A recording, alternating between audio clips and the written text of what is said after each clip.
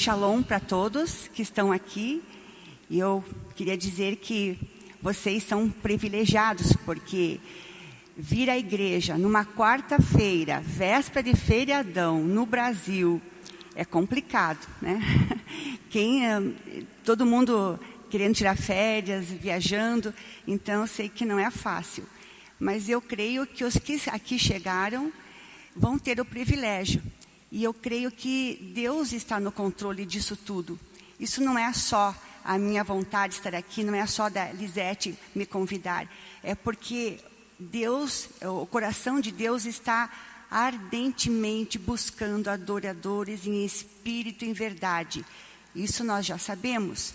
Mas também temos que saber o que se passa no coração de Deus com relação a Israel.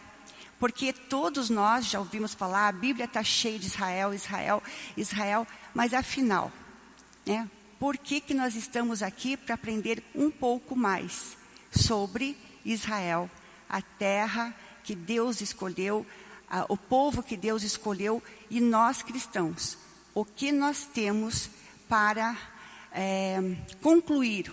Qual o nosso propósito de oração nesse caminhar, nessas eras, nesses milênios que ainda estão e mais um tempo que está para se cumprir. E nós temos um propósito nisso. A igreja cristã tem um importantíssimo papel nisso. E nós vamos ver a seguir. Então, também gostaria de falar para vocês que, após a apresentação dos slides e a minha explicação, poderão, mais tarde, terminada a apresentação, fazer perguntas. E dentro do possível, daquilo que eu sei, eu vou tentar respondê-las, né? Também aqui eu quero apresentar duas pessoas muito importantes que estão aqui essa noite, que é a minha companheira de muitos anos, já de caminhada, a Dora Bolt. Levanta, Dora. Aquele ombro amigo, aquela companheira que está sempre.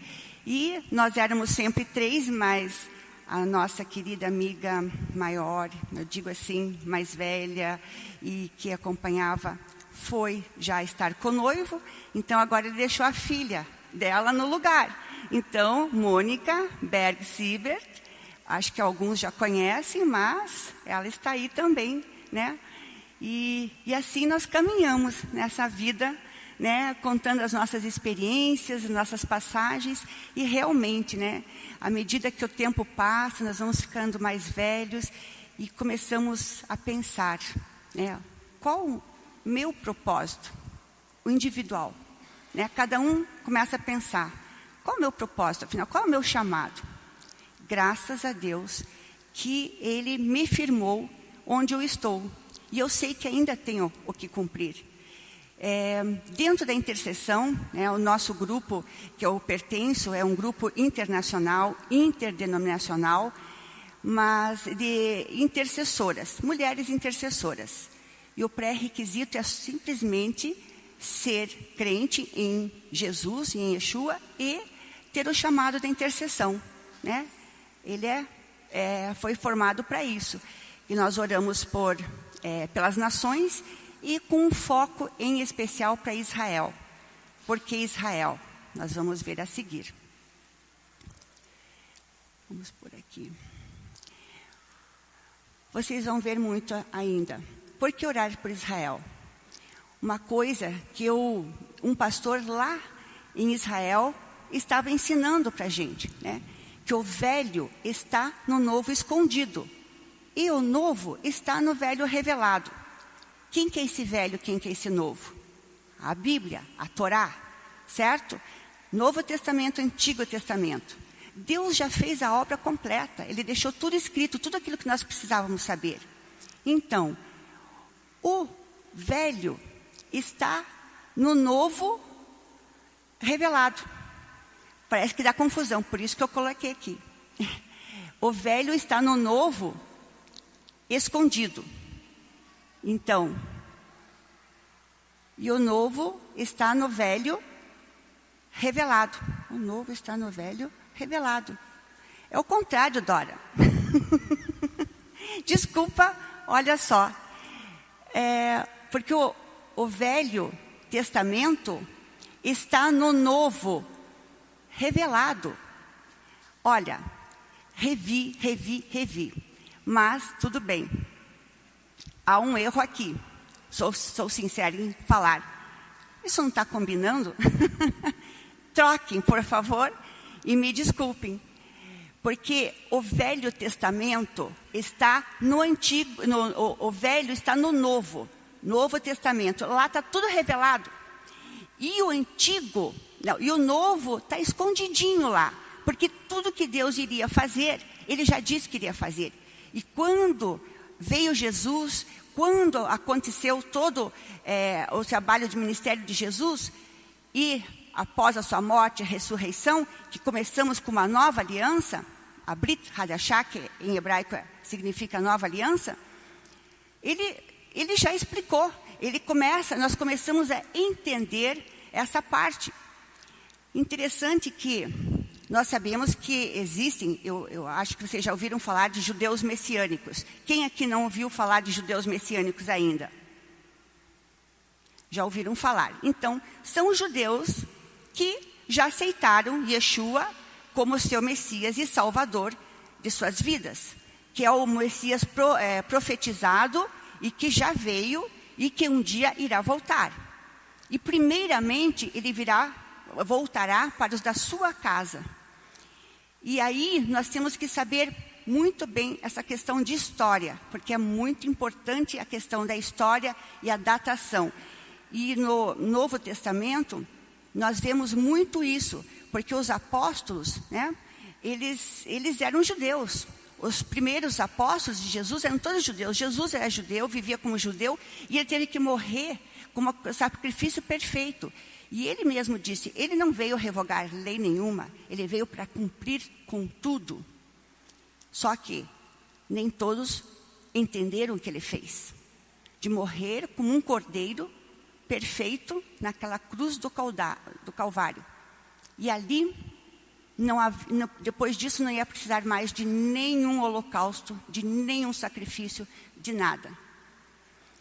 E até depois da morte, se pensarmos bem, quando Jesus já havia ressurreto, os seus amigos, os seus discípulos, futuramente apóstolos, eles ficaram muito tristes, porque eles ainda nem tinham entendido que Jesus ia ressuscitar. Quer dizer, naquele período de tempo de 3 dias, e teve até que não acreditou, né, como Tomé.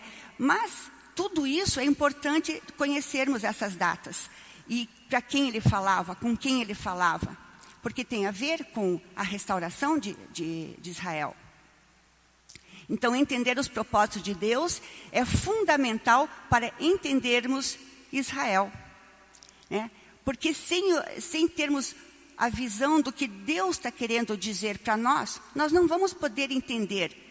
Como muita gente na igreja não consegue, como muitos judeus também não conseguem. E aí nós vamos ver adiante. Por quê? Os cristãos substituíram Israel, ou seja, ficamos no lugar de Israel nas profecias? Não. A igreja formada por judeus e gentios é totalmente distinta de Israel. Cada um tem seu lugar. As profecias são distintas. Temos que saber quando fala para os gentios, para a igreja gentílica, e quando se fala para Israel, para o povo judeu. E quando também ele vai dizer, mas eu quero todos um. Vamos ver adiante. Para isso nós precisamos conhecer a eleição, a rejeição e a restauração. Essas 3 etapas que aconteceram, né, para conhecermos qual o propósito de Deus para essa nação, que é tão difícil do mundo entender. Na verdade, é difícil. Eleição.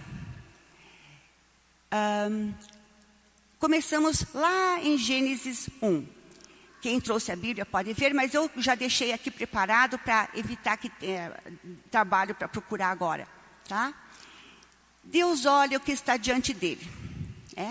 Então, nós sabemos a criação. O tempo da criação, ele criou a terra, o universo com as suas estrelas, astros, luz. Então, luz, dia, noite, tudo ele fez. Depois, mais adiante, no Salmo 8, 5, que eu quero colocar aqui, mesmo sabendo que o homem não corresponderia no mesmo nível, que o homem viraria as costas para ele e que, criando o homem de acordo com o padrão original, ele poderia se tornar um monstro. Assim mesmo de quanta glória e honra Deus cobre o homem. Então, depois da criação, que criou também o homem, Adão e Eva, primeiro assassinato, primeiro homicídio, né? E espalha as pessoas lá na terra, vão se espalhando. Chega uma hora que Deus vê, nossa, como que isso está acontecendo? Mas ele sempre tinha um plano B, ele sempre teve esse plano da salvação da humanidade, mesmo que o homem se corrompesse. E sabendo disso, ele prossegue, movido pelo seu desejo de estabelecer com o homem um relacionamento de amor, de intimidade. Ele queria compartilhar a sua glória com o homem, como ele fez no princípio e que era com Adão e Eva. Eles tinham uma intimidade. Na viração do dia, está lá, né, em Gênesis, Deus vinha e conversava com o homem. Eles estavam naquele jardim magnífico, onde tudo eles poderiam, menos uma coisa. E a gente não sabe a extensão desse tempo, mas tudo dizia, e a palavra diz que era muito bom. Outro. No Salmo 8:6 ainda, diz que tu o fizeste dominar sobre as obras das tuas mãos, sobre os seus pés tudo puseste. Deus criou não somente um grande homem, Deus não criou um robô para si mesmo. Ele deu ao ser humano a livre escolha, ou o livre-arbítrio. Mas lhe colocou um limite, que era não comer da árvore do conhecimento do bem e do mal. Então, esse era o primeiro limite do homem. Ele criou o homem para ser um canal de glória e graça para a humanidade. E assim é conosco hoje, né? Quem não quer ser um canal de glória, de obediência, um canal de glória para Deus? Que Deus... eu creio que não existe nada que a gente possa fazer para agradar a Deus, porque Deus é Deus. Mas Ele acreditou ainda no homem e está levando o seu plano até o fim. Até que tudo coloque-se debaixo das pés daquele que era, que é e que há de vir. Yeshua, Hamashia, Yeshua, Jesus, o Messias. Pode voltar um pouquinho só, esse último, por favor. Mas, eu estou pulando um pouco, correndo, porque isso aqui tem muita coisa, né? É um assunto que não se pode... É uma pincelada que eu vou dar hoje à noite, tá? Mas... Então, falando, ele queria ter uma entidade conosco, ele queria se desenvolver, mas o homem já tinha caído, ele viu a humanidade lá toda perdida de novo, e ele já tinha esse plano. Esse canal tem um outro aspecto, que é a cruz. Para Adão e Eva, a cruz não era não comer o fruto. Ao sucumbirem ao desejo do diabo, que ao de ser igual a Deus, o engano se instalou em seus corações. Entenderam? Então, aquele limite que Deus colocou para eles, eles quebraram. Mas por que eles quebraram? Porque veio o engano. Quem é que soprou e enganou um, foi enganando o outro. Não vou repetir essa história que todo mundo sabe. Mas assim que estava a humanidade naquela época. Pode passar o outro, por favor. Então, essa cruz.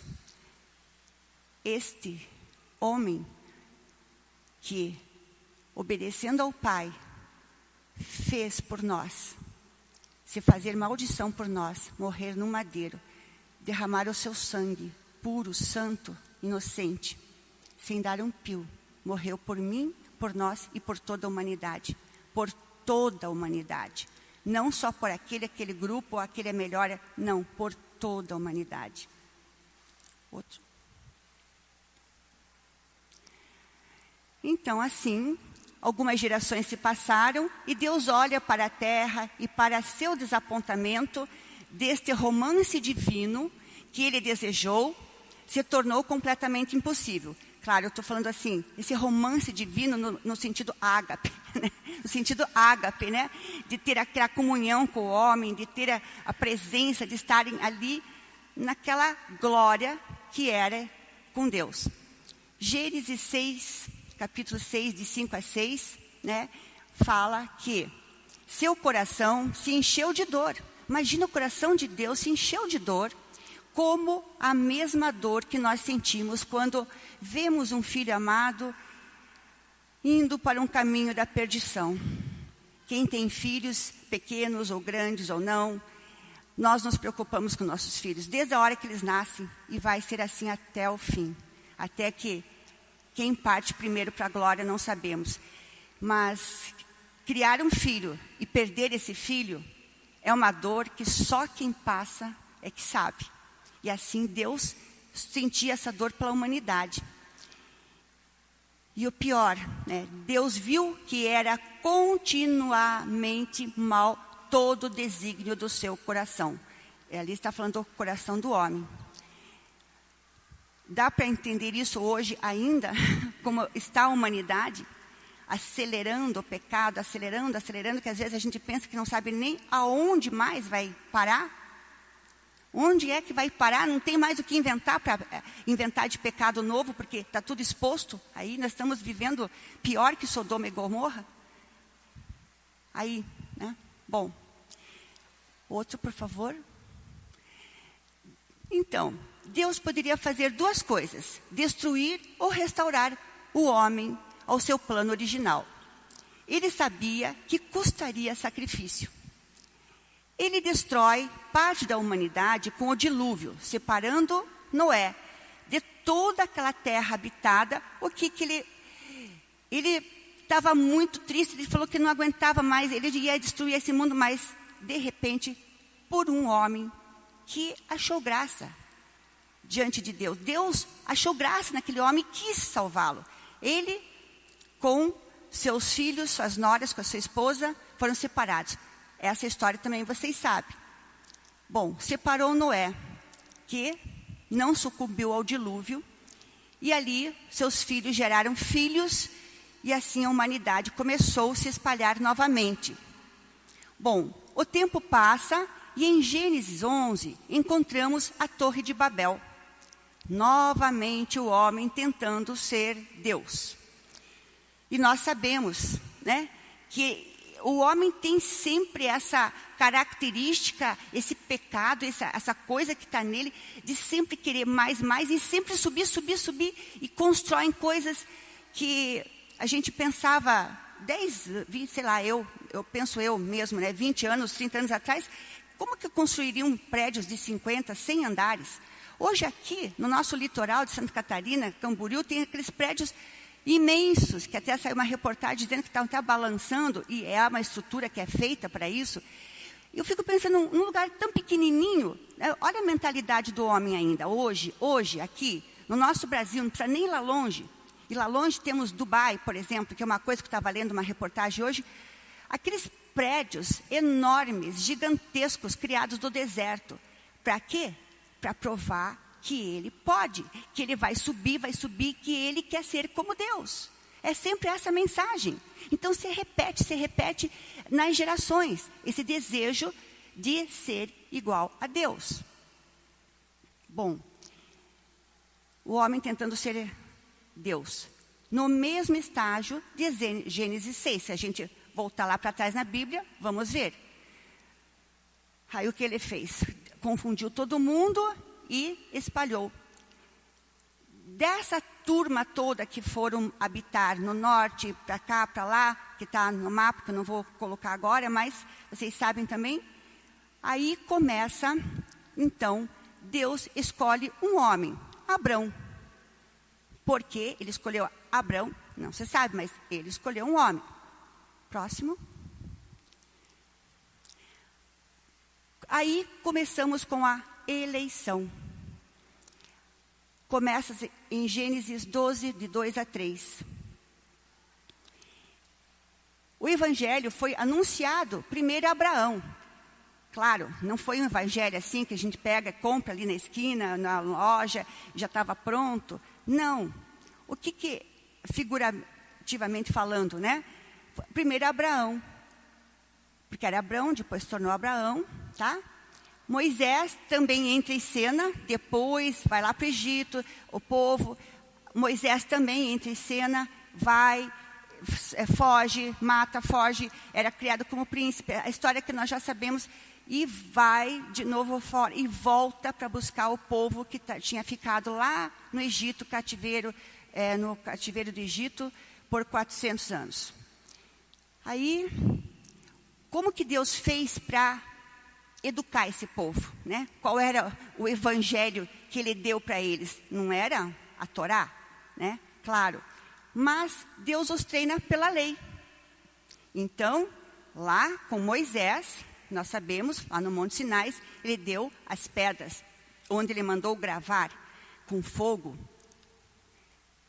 os 10 mandamentos para Moisés. E aí começa a primeira página do livro da Torá, eu diria assim.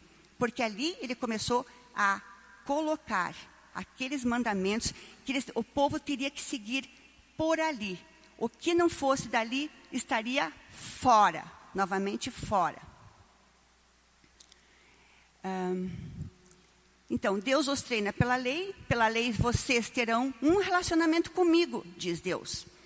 Eles deveriam se separar completamente das outras nações. Isso era um ponto crucial, e claro que o homem não obedece, mas ele teria que se separar, porque ele queria treinar, ele queria fazer um povo exclusivo dele, que esse povo agora eu vou dar as leis para eles obedecerem, agora eles vão saber quem eu sou, porque eu quero que eles me conheçam mais e mais e mais, para eles gostarem de mim, porque eu amo essa humanidade, eu amo, e eu quero que eles fiquem para mim, sejam o meu povo feliz, uma nação feliz, que eu vou fazer.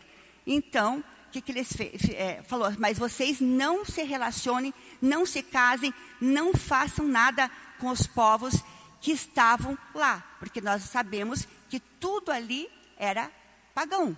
Adoravam deuses, porque nós sabemos que Satanás também estava na terra por essa época.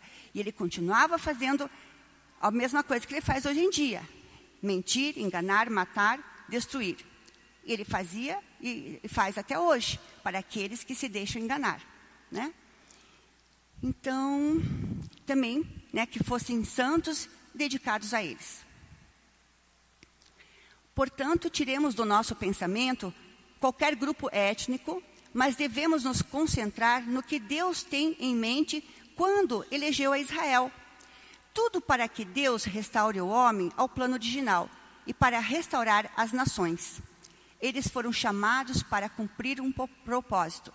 Então, quando Deus começou com Abraão, né? Depois seus filhos, Abraão, Isaac, Jacó, as 12 tribos, e eles foram em busca da terra prometida. Tudo isso eu estou passando por cima, tá? Mas crendo que vocês conhecem todas essas histórias, porque não dá tempo de falar delas. Eles foram chamados para cumprir com um propósito, porque Deus queria restaurar o relacionamento com eles, mas ele também pensava nas nações gentílicas, naquele paganismo todo que estava acontecendo. Ele queria restaurar também. Próximo.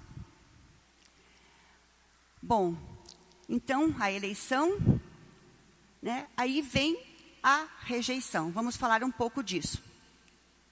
Por causa da desobediência de Israel, da humanidade perdida, do diabo, Deus sabia que teria que fazer mais uma coisa, embora isto viesse a ser mal interpretado através dos tempos. Vou dar um golinho aqui. Dá licença.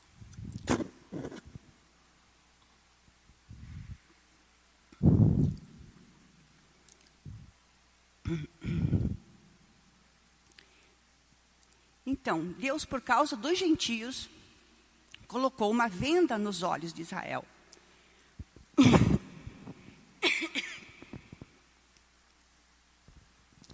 Para que os gentios recebessem maior conhecimento de Deus. Essa é uma versão simplificada que eu estou falando aqui, tá? Então, por nossa causa, Ele escolheu uma nação. E por causa deles, ele já pensava em nós. E ele queria que nós o conhecêssemos também. E nós, se lermos no Antigo Testamento, quantas vezes ele se refere ao gentio, ao estrangeiro, ao que passasse por Jerusalém, que se quisesse seguir ele estaria ali, ouviria a sua oração. Ele já os profetas, o povo de Israel, sabia que Deus não rejeitava aquele que o buscasse. E isso ele deixou escrito no Antigo Testamento. Bom, Isaías já falava em terem olhos para não ver e ouvidos para não ouvir.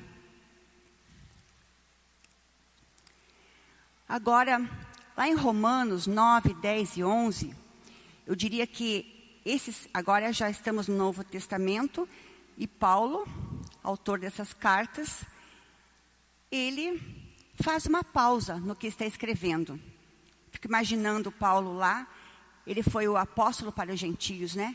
Ele que era judeu da tribo agora me escapou bem agora, de Benjamim, né? Treinado aos pés de Gamaliel, estudioso, tinha boas condições de vida financeira, como se fosse estudar no melhor colégio, com os melhores rabinos. Paulo era assim. E ele foi designado para quê? Você agora perseguiu, matou, agora que Deus também fez um trabalho com o Paulo, de Saulo ficou Paulo, e ele começou a escrever para os gentios, e começou a pregar no meio dos gentios. Então, ele está escrevendo e se concentra em Israel por um tempo. Sim, ele está pensando nas coisas que ele vivia e ele sabia. E uma coisa interessante, falando com um judeu messiânico, seja lá em Israel ou aqui no Brasil, que há muitos, e no mundo todo, quando aquele judeu é uma pessoa religiosa, que segue os mandamentos, que segue a Torá, que vai à sinagoga e tal, quando eles descobrem por si mesmos, e às vezes por revelação divina, que Yeshua, aquele que achavam que era uma blasfêmia, eles entendem que é o Messias deles, eles choram demais. Eles choram muito. A gente ouvindo o testemunho deles, um atrás do outro, ou assim, não todo mundo junto, mas quando a gente os encontra, que eles compartilham às vezes nas igrejas, enfim, realmente é estarrecedor, assim, eles enxergam. E eles entendem imediatamente tudo o que aconteceu. E eles se tornam crentes em Yeshua, crentes em Jesus. E eles amam a palavra de Deus. Né? E quando Deus falou que... então Paulo fala sobre a rejeição e é enfático em dizer não. Não, Deus não rejeitou os seus. Mas no começo da igreja, né, um grande engano se instalou, se perpetuou. Os pais da igreja estabeleceram que Israel havia sido substituída pela igreja e que agora os judeus só mereciam o desprezo e a morte porque mataram a Deus. Esta é a terrível teologia da substituição. E isto está bem enraizado até hoje em muitas igrejas e no coração das pessoas. Esta é uma longa história, essa da rejeição, que os judeus e Israel têm sofrido por causa desse engano.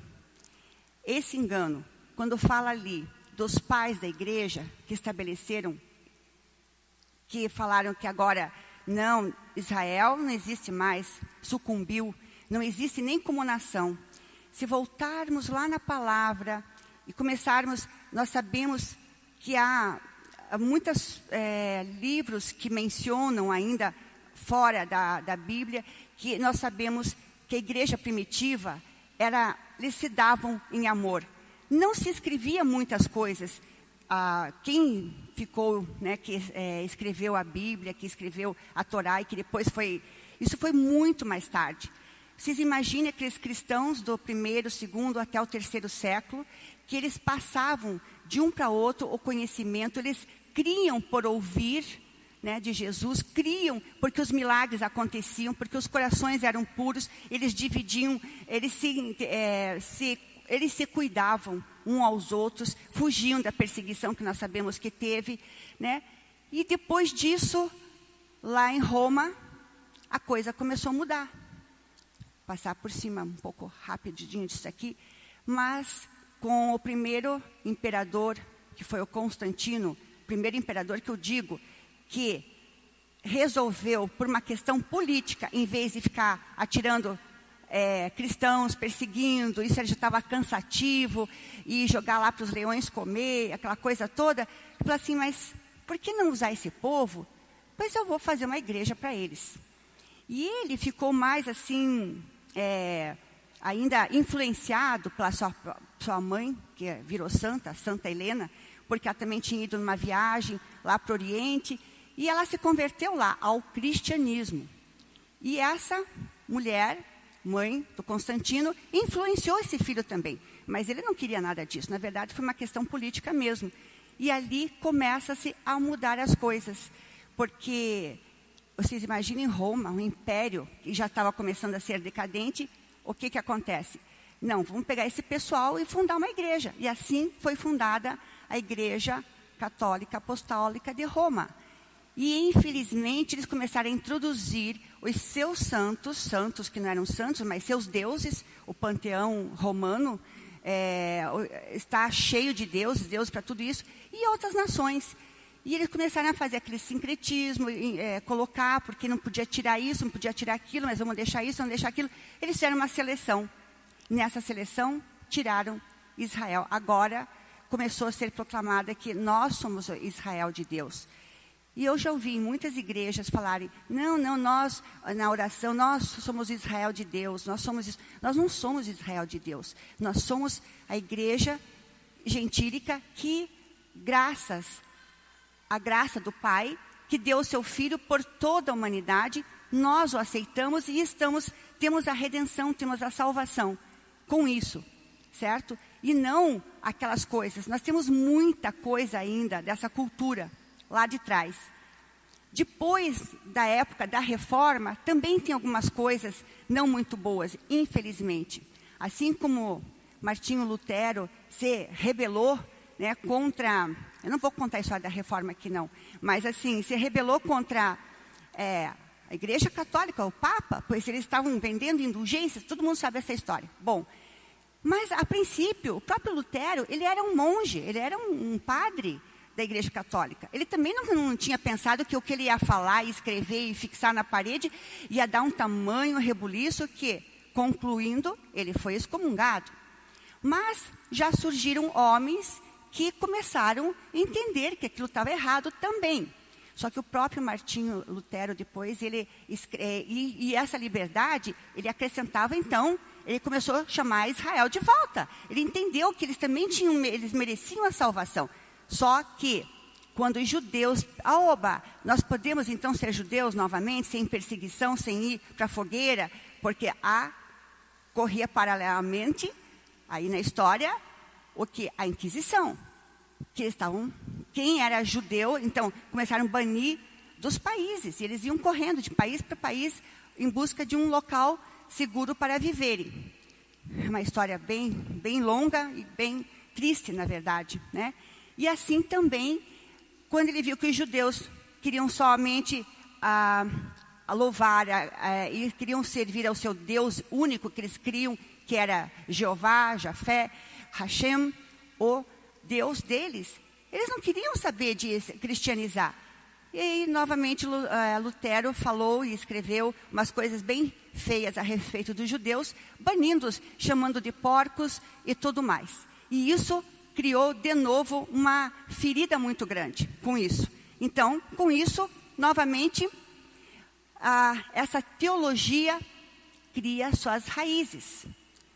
Novamente, nós pensamos, e nós não, eu não, nem vocês vão pensar assim, mas foi ficando, não, judeus não tem que morrer.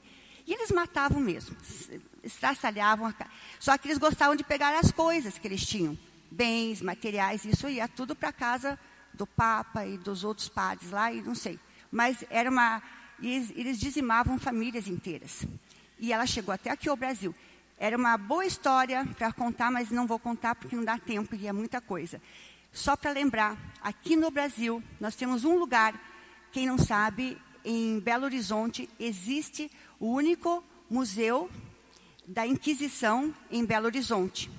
Foi formado por um grupo de judeus messiânicos, ensinando de Sião, e eles têm lá, trouxeram material e colocaram o Museu da Inquisição, com todas as coisas que eles puderam juntar, material muito bom, meio tenebroso. Você olha lá, você não acredita que aquilo foi inventado pelo homem que se dizia servir a Deus, né?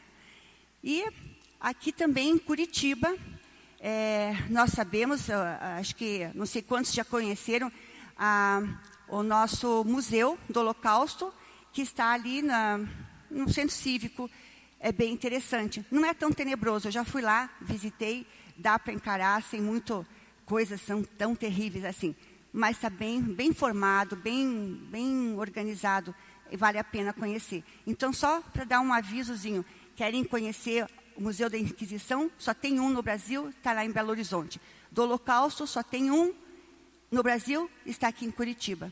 Então, é bom saber para aumentar o conhecimento e saber, como ela leu em Provérbios, nós temos que ter sabedoria, mas na palavra está escrito também que nós devemos pedir inteligência espiritual. Está escrito bem assim, inteligência espiritual. Nós precisamos dela para poder discernir as coisas. E hoje, mais do que nunca, isso é necessário. Bom, outro, por favor. Novamente, em Romanos 11, vou ler agora, para que vocês não tenham dúvidas do que Paulo estava falando e do que nós temos que saber muito bem. Em Romanos 11 diz, no primeiro versículo, não vamos ler tudo, mas alguns versículos. Digo, pois, porventura rejeitou Deus o seu povo? De modo nenhum, porque também eu sou israelita, da descendência de Abraão, da tribo de Benjamim. Deus não rejeitou o seu povo, que antes conheceu. Assim, pois, também agora, neste tempo, ficou um remanescente, segundo a eleição da graça. Esse remanescente era aqueles que ouviam e seguiam Jesus e que eram os do caminho, porque eram também chamados os do caminho. Um novo caminho tinha sido traçado, né? Pois que o que Israel buscava não alcançou, mas os eleitos o alcançaram, e os outros foram endurecidos. Esses, mas eleitos, o alcançaram. Ele está se referindo ao judeu, ao povo judeu. Os eleitos o alcançaram e os outros foram endurecidos. Como está no versículo 8, como está escrito, Deus lhes deu espírito de profundo sono, olhos para não verem e ouvidos para não ouvirem, até os dias de hoje. Próximo. Versículo 11. Digo, porventura tropeçaram para que caíssem? De modo nenhum. Mas pela sua queda veio a salvação aos gentios, para os incitar aos ciúmes. Ou seja, eles tinham que ter ciúmes do Deus que agora nós também tínhamos e temos naquela época, que agora nós também pertencíamos à família de Deus. E nós temos que ter o cuidado de incitar ciúmes, mas não raiva. Porque o que acontece atualmente também, em vez de aprendermos a lidar com a questão de quem vai pregar aos judeus, deixar judeu, e uma coisa que eu aprendi e tenho visto, e eles falam, deixa judeu converter judeu. Porque aqueles que já receberam o Espírito, eles sabem como falar. E infelizmente hoje, e no Brasil a gente vê isso, né? Eles se apoderam de coisas que são sagradas para eles, porque os ortodoxos é o que seguram a terra e que seguram a Torá. E Deus fez isso de propósito. Ele quem ensureceu, tapou os olhos para que eles pudessem, para que nós pudéssemos ter esse tempo. E ele deixou os rabinos lá, os ortodoxos, os ultra-ortodoxos e todas as denominações deles lá, porque eles estão segurando a Torá. Eles batem o pé, não largam da terra. Porque senão essa terra lá já teria sido vendida em troca de paz, e o que não aconteceria era paz. Então, isso é importante saber. Desde lá, tem o remanescente. E hoje, nas igrejas, acontece mais ou menos igual. Muitos se dizem crentes. Mas quem que é de verdade quando precisa? Quem que é que paga o preço de oração, de pagar o preço mesmo? Deus não prometeu abundância, felicidade, dinheiro, riqueza para todo mundo, mas Ele disse que com Ele nós teríamos paz. É diferente, né? Nós passaríamos tribulações e venceríamos com Ele, ou não? Tudo é melhor com Jesus do que sem Ele, né? Então, isso Ele deixou para a gente. E eles também. Se sua queda é a riqueza do mundo, e a sua diminuição a riqueza dos gentios, quanto mais a sua plenitude. E hoje, como igreja, nós temos que pensar nessa plenitude que Deus quer. Porque agora chegou a hora. Eu não vou ter tempo de explicar tudo aqui. Pode passar o seguinte. Vamos ter que dar um salto para o futuro também. Pode ser o próximo. Então, na restauração, a gente está falando do futuro de Israel. Vamos ver o versículo 17 de Romanos, tá? Ainda em Romanos. Alguns ramos foram quebrados. E tu, que está se falando, nós gentios, sendo a oliveira brava, fostes enxertados em meio deles, e te tornastes participantes da raiz e da seiva da oliveira. Raiz tem a conotação de nação de Israel, e a seiva, a lei de Deus. Nós não podemos nos ensoberbecer por causa disso. Outro. Quanto tempo mais eu tenho? Desculpe o horário. Bom, é uma figura, né? Pode passar o outro. Israel, luz para as nações. Israel significa o quê? Aquele que luta ao lado do eterno, Deus, glória e presença de Deus. Estamos vendo a foto de umas oliveiras. Essas são centenárias, né, no jardim lá do Getsemane, são elas que estão lá ainda. E o próximo. No versículo 18, ainda Romanos, não te glorie contra os ramos. Porém, se te gloriares, sabe que não és tu que sustentas a raiz, mas a raiz a ti. Então, nós somos sustentados pela raiz. Aquilo que Deus colocou por primeiro, que é para o povo dele, para a nação dele, que nós absorvemos através da sua seiva. Ele diz ali, comparando metaforicamente com a oliveira, para não se ensoberbecer. No 23 diz, não te ensoberbeças, mas teme. Pois se Deus não poupou os ramos naturais, também não te poupará, serás cortado.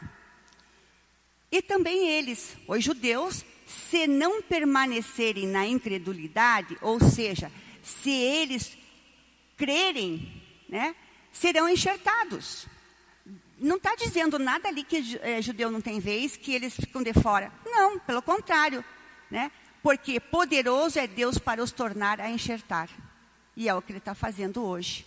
Hoje em Israel, nesse último século, mais judeus já se converteram a Yeshua, Hamashia, seu Messias, nosso, do que nos últimos 2 milênios. E agora, nos últimos 20 anos, mais ainda e mais ainda. E eles estão voltando para sua casa. Próximo, uma paisagem de Israel. Fiquei imaginando aquela oliveira, que deve ser muito antiga para estar assim. Deve ter visto muita coisa daquele monte ali, olhando a cidade que agora continuamente está mudando, né? Próximo. Vamos ver o que diz o profeta Zacarias. Estou quase acabando, tá? No Zacarias 2:8. Porque assim diz o Senhor dos Exércitos, depois da glória, Ele me enviou às nações que vos despojaram, porque aquele que tocar em vós, toca na menina do seu olho. Esse é um versículo bem conhecido. E quem que é o próximo? A menina dos olhos de Deus. Quem poderá ser? Só pode ser Jerusalém, certo? Então, a menina dos olhos de Deus. Se imagina quando cai um cisquinho no nosso olho, um cílio atravessado ali, como incomoda, né? Então, é essa analogia que ele faz. Aquilo incomoda muito a Deus. Não toque na menina dos olhos de Deus. né? Jerusalém, Jerusalém, que matas os profetas e apedrejas os que te são enviados. Quantas vezes quis eu ajuntar seus filhos, como a galinha junta seus pintos debaixo das suas asas, e tu não quisestes. Mateus 23, 37. Quando Jesus está ali, sabendo que ele vai ser morto, e ele olha para Jerusalém e fala, né? Ele também estava sentindo uma tristeza, uma dor por aqueles amados, que eram seus amados. Ele amava todo o mundo, ele queria, né? Mas ele sabia o que ia acontecer. Então eu fico imaginando, às vezes, Jesus falando isso, a dor que ele sentiu, né? Mateus 23. Próximo.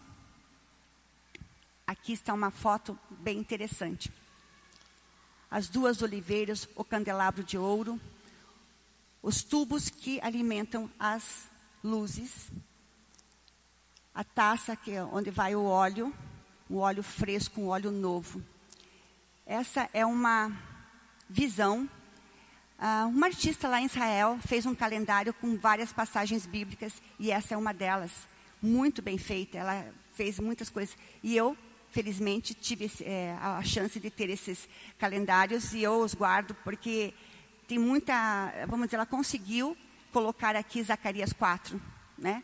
Aquele ali seria o Zorobabel, mas vamos passar por isso. O próximo, o que diz em Zacarias 4?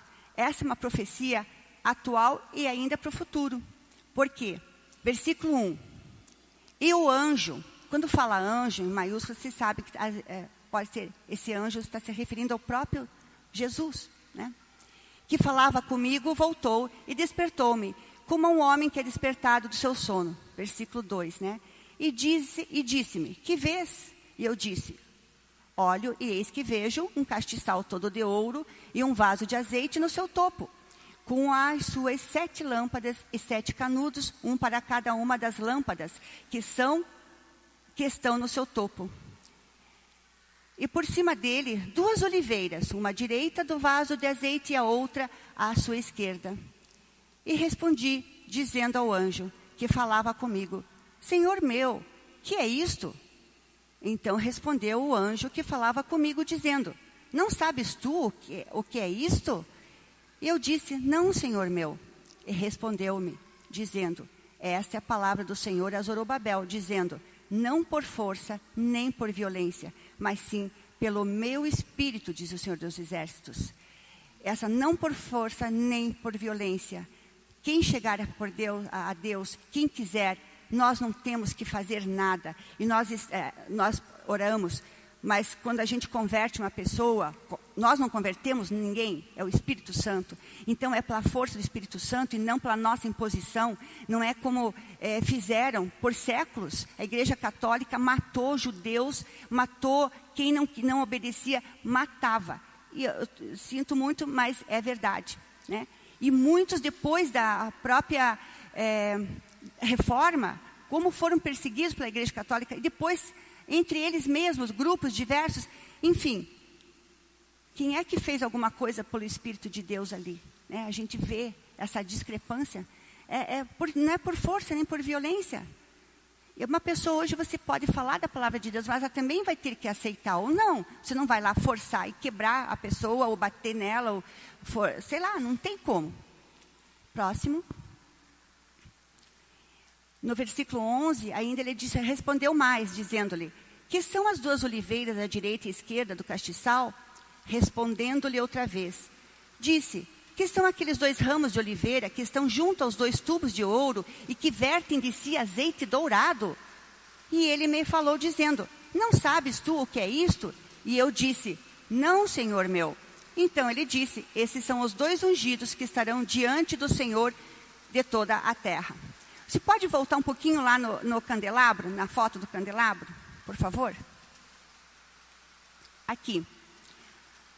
Isso aqui, simbolicamente, as 2 oliveiras, Israel, gentios, o candelabro de ouro, luz para as nações. Os 7 Espíritos de Deus, né? Sabemos que está no Apocalipse, fala dos 7 Espíritos de Deus. Eu estou dando uma passagem. Meditem nessa palavra em casa. E o que ele está fazendo ali? Tirando azeite puro, misturando, e esse azeite, ele vai sustentar, vai fazer com que a lâmpada queime, haja luz. E é isso que Israel é para os dias, é para ser a luz para os povos e luz para as nações, nós, gentílicas. Mas ao mesmo tempo, a igreja, o seu remanescente crente, hoje eu vou dizer assim, porque a gente vê tanta coisa por aí que dá vergonha, né? A gente sabe, né? Uma coisa que dá muita raiva, eu creio, para o judeu, é quando ele vê aqueles programas de televisão e que eles pegam as coisas que são inerentes ao templo, como o castiçal, as outras coisas, o talite, e ficam usando de qualquer jeito, usam fazendo bagunça. Aquilo lá é uma coisa muito sagrada, muito, sabe? E com isso, com essas demonstrações que se dizem crentes, fazendo esses espetáculos na televisão, que a gente vê, isso não provoca ciúmes, provoca ao contrário, provoca raiva, porque eles não podem ver como estão fazendo com as coisas santas, que para eles são santas, né? Mas voltando aqui no candelabro, que ardia, esse candelabro foi feito de acordo com a descrição lá do Êxodo, é para ser assim, ser luz. E nós temos que ser luz também para as nações gentílicas não crentes. Se bem que hoje todas as nações praticamente foram alcançadas. Existem pequenos grupos, ainda não. Mas nós temos que ser luz. Mas quando Jesus vir buscar a sua igreja, ele vem buscar uma noiva. Ele não é bígamo, ele não tem mais de uma noiva, ele vem buscar a noiva. Israel e a igreja gentílica. Aquela que é fiel, aquela que guarda, aquela que entendeu e que ora também por Israel. Porque quanto antes e mais judeus se converterem, mais próximo Jesus está voltando. Temos que lembrar, quando Jesus vai voltar, buscar a sua noiva, esse encontro se dará nos ares. É para todos os salvos, todos. Independente de raça, de cor, de etnia, para todos os salvos. Depois, na época da tribulação, essas duas oliveiras aqui, e ainda se a gente continuar lendo o livro de Zacarias, eles vão ser os dois profetas, as duas testemunhas que vão estar lá pregando no muro durante o primeiro período da tribulação, pregando, os dois judeus que vão estar pregando as nações que ficaram depois do arrebatamento. Vai ficar muita gente, vão se converter e depois nós sabemos que vai ser sacrificial até, porque vão ser perseguidos. Essas testemunhas representam também as duas oliveiras, nesse contexto todo da leitura de Zacarias, apontando para as duas testemunhas. Então, hoje nós, igreja gentílica, teríamos que estar assim também sobre Israel, orando pela conversão deles. Quanto antes, quanto mais se converterem, mais próximo está Jesus. E também vai haver um tempo que não vai adiantar mais orar, porque quando Deus determinar a hora, e essa hora ninguém sabe, vai acontecer. Pode voltar, passar. Mais à frente, Efésios 2. Confirmando ali. Porque ele é a nossa paz, o qual de ambos fez um, e derrubando a parede de separação que estava no meio. 15. Na sua carne desfez a inimizades, isto é, a lei dos mandamentos, que consistia em ordenanças para criar em si mesmo, dos dois, um novo homem. É essa igreja que Jesus vem buscar. É essa noiva que ele vem buscar. Dos dois feito um. Então, em especial, essa aliança com a nação de Israel e a igreja gentílica. Isso é muito importante entender. Fazendo a paz, né? No versículo 16 diz, assim que já não sois estrangeiros, nem forrasteiros, mas concidadãos dos santos e da família de Deus. Isso também é pela graça. Pode? Falando agora em restauração, quando falamos em restauração global, não sei se alguns de vocês já ouviu falar em Tikkun Olam. É uma expressão entre judeus ortodoxos que eles incluem nas orações diárias. Eles têm pelo menos 3 orações diárias que eles têm que cumprir lá nas sinagogas. E eles falam o Tikkun Olam. Para nós já entendemos que esse Tikkun Olam já aconteceu. Começou em Abraão e terminou com Jesus Cristo, com Yeshua. E eles, para vocês verem assim, que a gente às vezes percebe, eles tão pertinho de entender Jesus, mas tão pertinho, pessoas extremamente sábias e é interessante de conversar. Está ali e ainda não enxergaram Jesus. Dá um nervoso quando a gente conversa assim, porque a gente queria. Mas não é por força nem por violência. É pelo Espírito de Deus. E nós somos esse vaso que Deus quer que sejamos. Essas mulheres com propósito de oração. Esses homens com propósito de oração. É isso que Deus quer. Né? Então, voltando ali, é uma reparação do mundo, esse significado deles. E eles, alternativamente, construção para a eternidade. Percebem que eles têm tudo pronto, eles entendem as coisas, mas não entendem. Uma hora, parece que entenderam tudo, não entenderam. E eles falam, e eles oram para nós também, gentios, para que conheçam Hashem, porque aí, se conhecerem o Deus verdadeiro, que eles creem disso, eles realmente creem que é o Deus, que é o nosso Deus, é o único deles, e que nós somos os invasores, nós estamos deturpando tudo. Mas eles falam que quando nós conhecermos Hashem, nós vamos deixar da idolatria, e aí vamos conhecer a Deus. E aí não vai mais acontecer, o mundo vai ser consertado, e aí vai haver paz. No final, não é a mesma coisa que nós pedimos, que o mundo seja consertado, só que isso só vai poder acontecer literalmente no reinado milenar de Jesus, de Yeshua, né? Quando ele vai reger esse mundo com um cetro de ferro, e aí não vai ter mais a injustiça social, essas coisas todas que a gente vê. Então eles oram lá 3 vezes por dia, nas orações, incluem, né, esse Tikkun Olam, porque para eles ainda vai acontecer com a vinda do Messias, e nós sabemos que isso já aconteceu. Então isso é para ter uma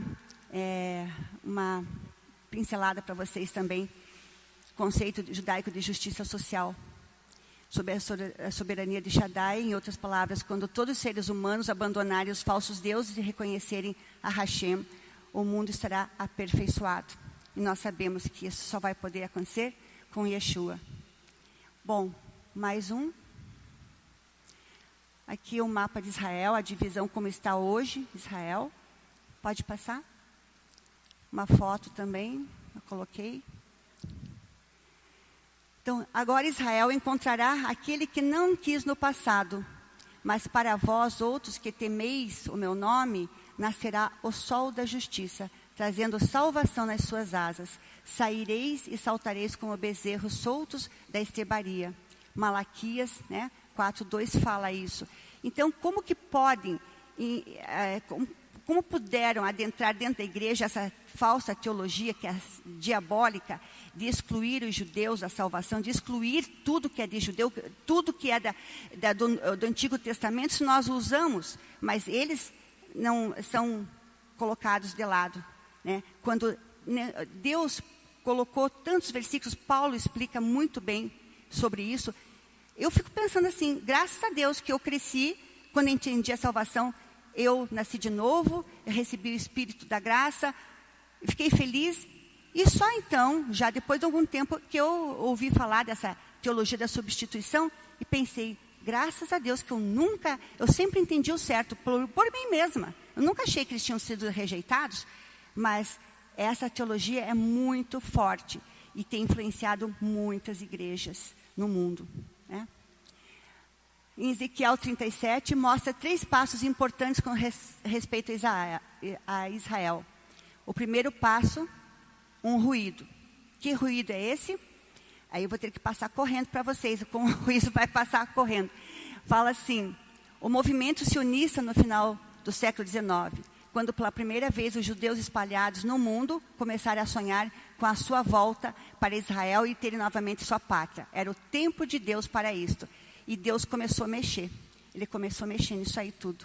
Os judeus começaram a voltar. Desde o ano 70, depois que o general Tito destruiu o templo, eles foram desarraigados, foram banidos. E não existiu mais o templo, não existiu mais sacrifício até os dias de hoje. Também não há mais terra. Hoje sim.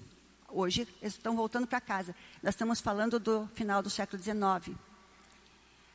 Holocausto, os ossos estão sendo ajuntados. Ezequiel 37, leiam se puderem, meditem nesse capítulo todo, tem muita informação aí. Bom, o segundo passo, depois de 2000 anos, o que era um sonho se tornou realidade. Em 1948, Israel nasceu. Não antes, sem passar pelo Holocausto. Se eles tiveram que passar por tudo isso, ainda para encontrar com o seu Messias, imagine nós, temos que pensar muito seriamente de não sermos cortados da oliveira verdadeira. Porque nós às vezes pensamos, nós podemos muito, somos muitos, sabemos tudo. Não é assim, né? E o terceiro passo, o Espírito sendo derramado sobre eles. Nós estamos vivendo esse terceiro passo. O movimento messiânico são os primeiros frutos. E é isso que eu já comentei um pouco aqui com vocês, um pouco, né? Sobre a volta dos judeus, sobre a conquista de Jerusalém, que é indivisível e vai ser assim até o fim. Não sei o que vai acontecer, muitas coisas correm lá por Israel, mas nós sabemos que um dia os judeus ainda, não nesse governo agora, mas um próximo governo, vão tentar reconstruir o templo para adorar. E aí que vai entrar o anticristo na história.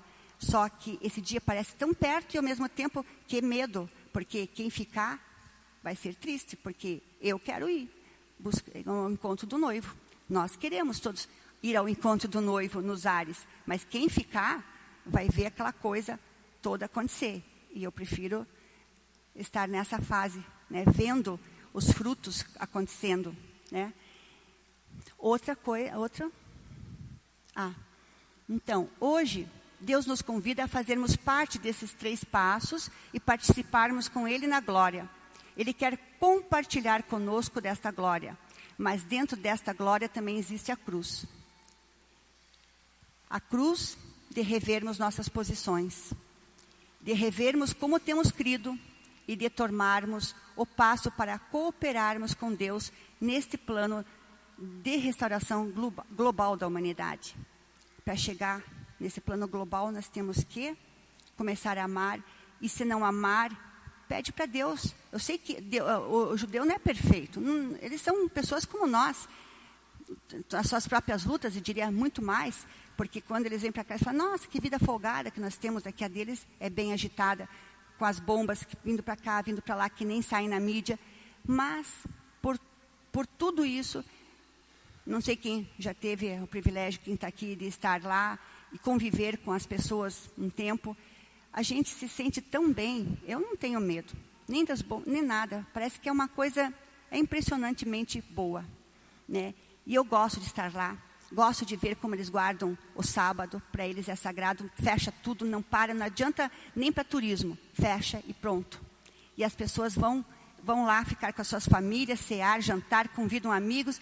E até turistas que ficarem sozinhos, sempre tem uma mesa nos hotéis reservada, senta com alguém. Porque assim é a hospitalidade deles. E isso é muito interessante. Mas não deixem de guardar o sábado. Enquanto nós aqui, às vezes, não temos tempo nem no domingo, nem sábado, nem segunda, nem dia nenhum, né? E eu me sinto bem quando eu estou lá. Porque a gente faz isso junto. E a gente compartilha junto. Vai na sinagoga messiânica ou igreja, e eles estão juntos e a gente fica junto e louva junto. É muito bom. É o único país do mundo que a gente consegue guardar um sábado, pelo menos, inteiro. Porque depois do culto, do serviço religioso, é festa. é passeio, é ficar com a família, ver todas aquelas crianças correndo, com as mães que têm no mínimo 5 filhinhos, isso é o mínimo, né, que a gente vê, mas é muito bonitinho de ver eles brincando nas praças, pulando corda, andar pelas cidades, tudo para. Que bom um mundo assim, né, para a gente poder sentar e descansar. Mas eu os convido para fazerem parte desse novo, eu quero dizer, dessa nova proposta de pensar, de estudar, de entender que Israel não foi rejeitado. E o povo todo lá sofre. E eles estão clamando. É que eu não posso dizer, é muita coisa, porque eu nem entrei em Jerusalém para dizer, eu nem falar nada de Jerusalém, porque aí teria que ser umas 2 noites inteiras. É muita coisa, mas é muito bom. Então, eu convido a vocês a orarem por Israel, pela salvação.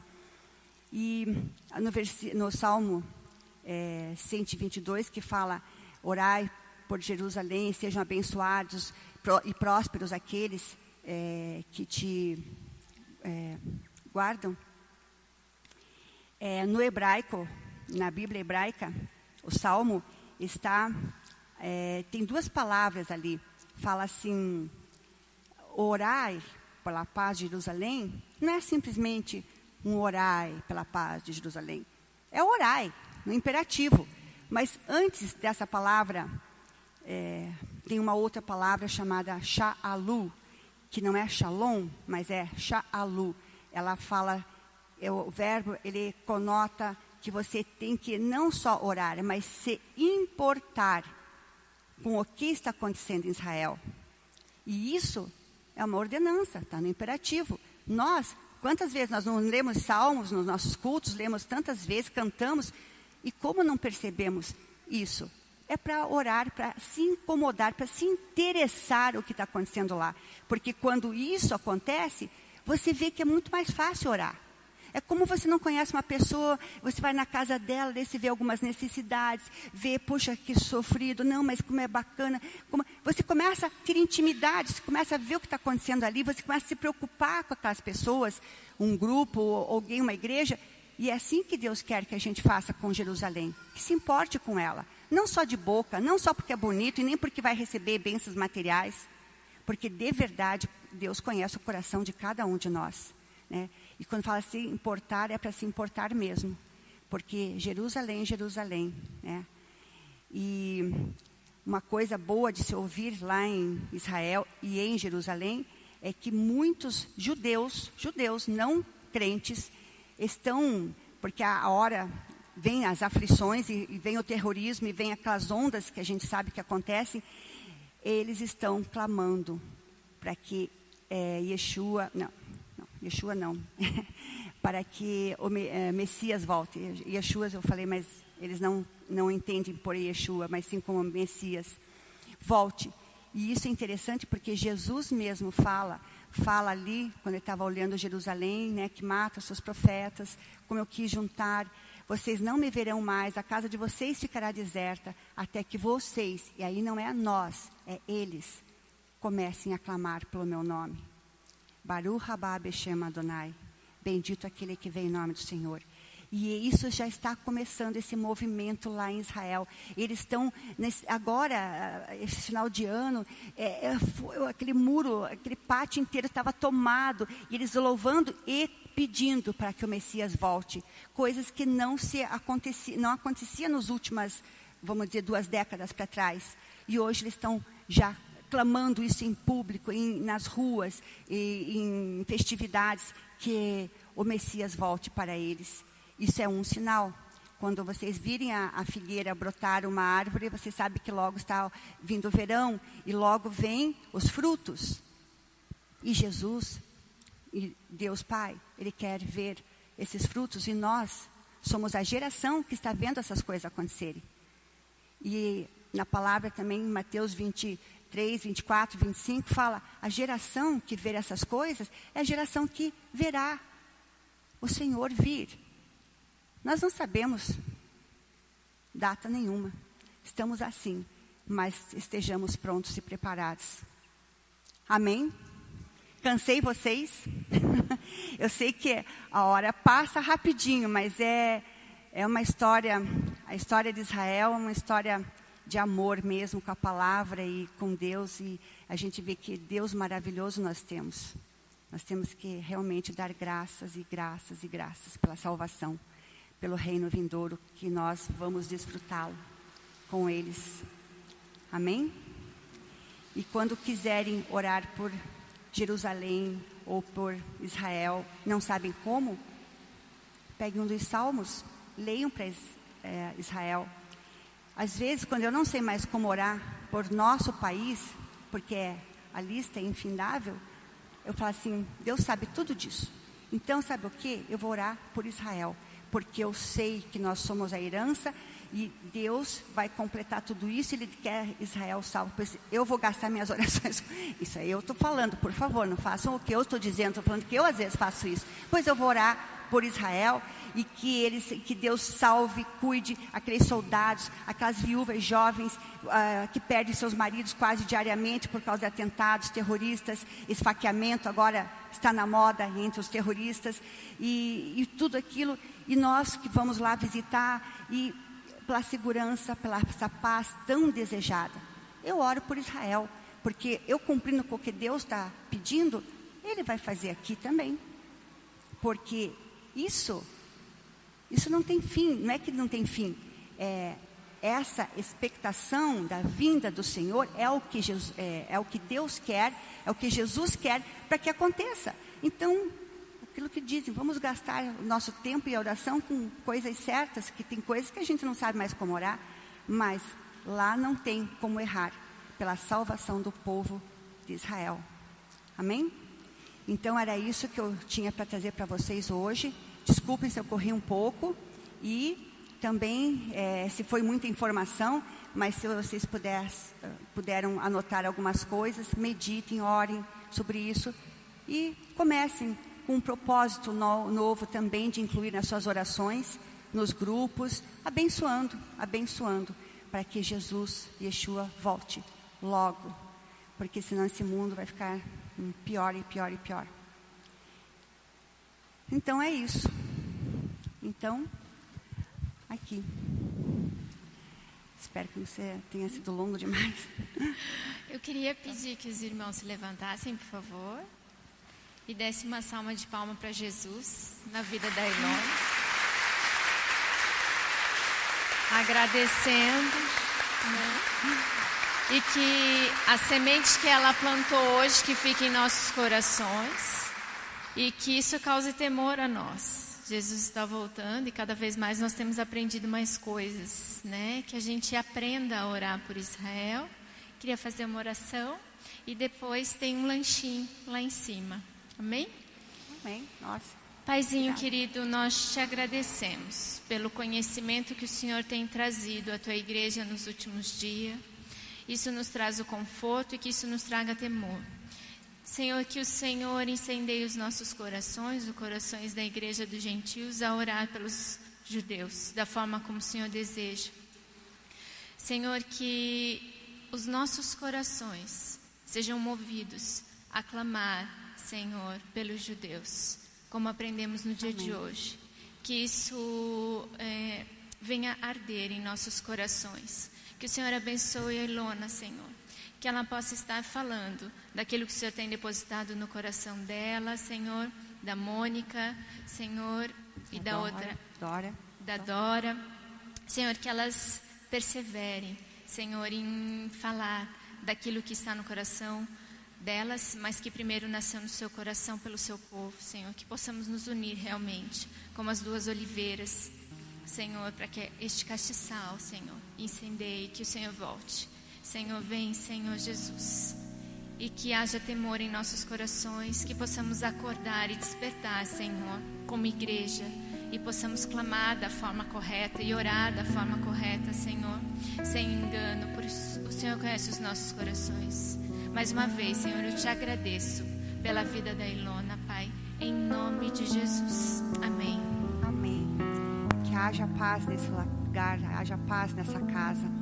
Que seja uma Beit Shalom, uma casa de paz. Amém.